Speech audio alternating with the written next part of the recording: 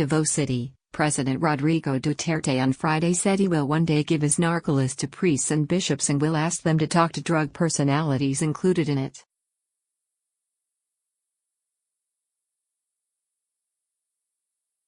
He said priests would probably be able to help because they are their parishioners.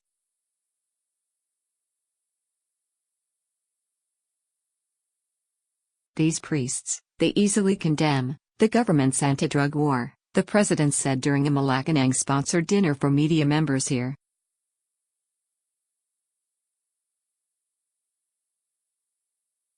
It was the third get-together that the president had sponsored for the media, one for journalists here and two for the Malacanang press corps.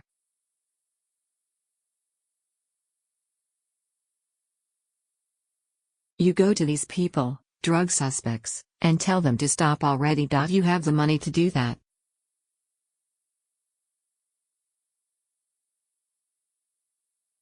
That's your job, also, Duterte said, addressing the Catholic clergy, which has been high critical of his anti-drugs war and the deaths of 13,000 individuals linked to illegal drugs.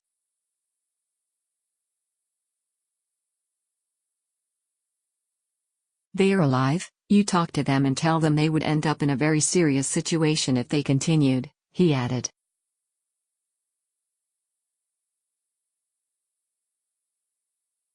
Duterte said the Catholic Church could do this preemptive move if priests and bishops wanted to help.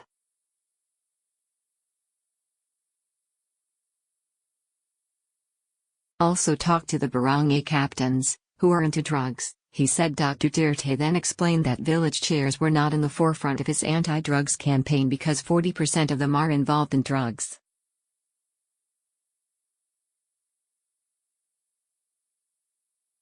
You see? That's how serious the problem is, he added. We are now a narco state.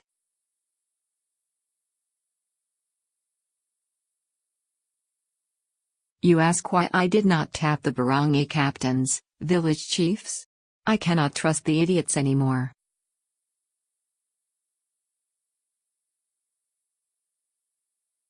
"40% of the barangay captains are into illegal drugs," Duterte said. He said because of this, he had to use the military in the anti-drugs campaign and his orders were clear, to dismantle a drug factory and go after every drug suspect.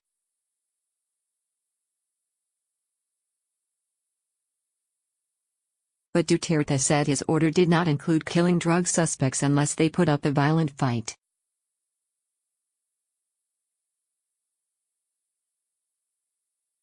I don't need to tell the military and the police to do that. They know what to do, he said.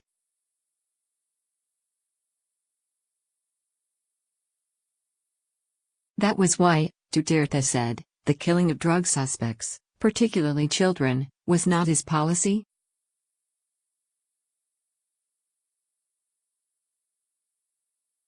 You can ask the military or the police in Manila if I ordered them to kill drug suspects.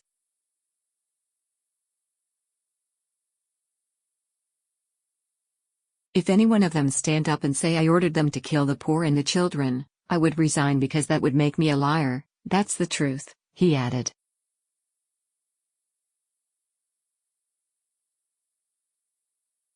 He said the Catholic Church would always find fault in his campaign because they have irreconcilable positions on how to deal with drug criminals.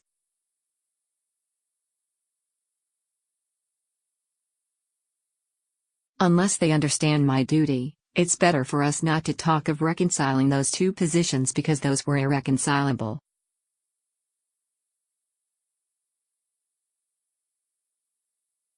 For them it's pity and not hatred. No response. But the law is not like that. It takes pity on you but at the same time punishes by jailing you, Duterte added.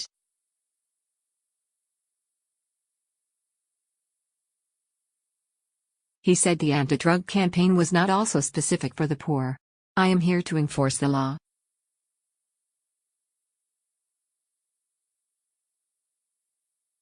There is nothing there that says except the criminal has no income or is very poor, he is exempted from liability, Duterte said.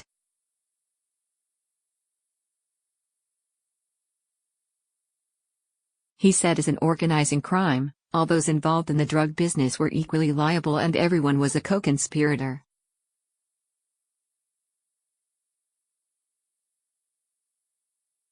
And the act of one is the act of all.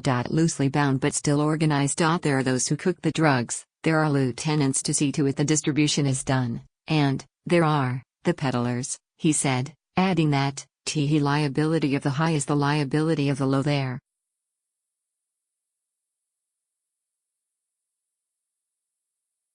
The president also pointed out drug syndicates were using the law on juvenile delinquents to their advantage by tapping minors as runners, calling Republic Act 9344 of opposition Senator Francis Kiko Pangilian a short-sighted law.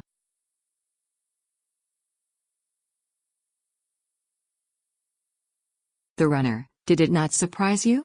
I am not talking of a particular case. Did it not occur to your mind that there are a lot of children, on the lowest level of the drugs trade? He asked.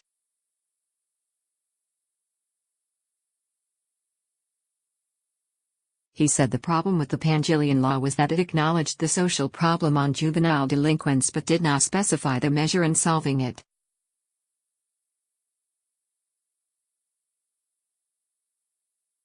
Duterte also spoke of his desire to amend the Pangilian law. A child who commits a crime whatever, they go scot-free, no criminal liability at all.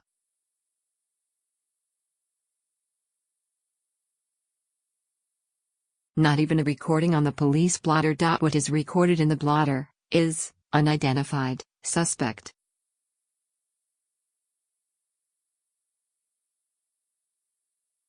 So why would a policeman bother to make arrests?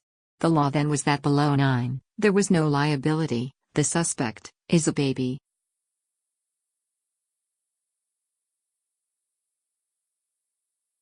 Above 9 but below 12, you determine if malice is there, he said. Duterte said the Pangilian law had resulted in generations and generations of Filipinos who are criminals and do not have a sense of accountability.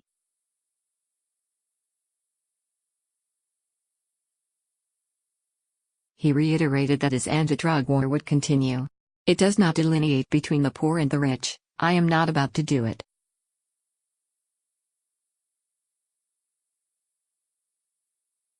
Do not play God, he added.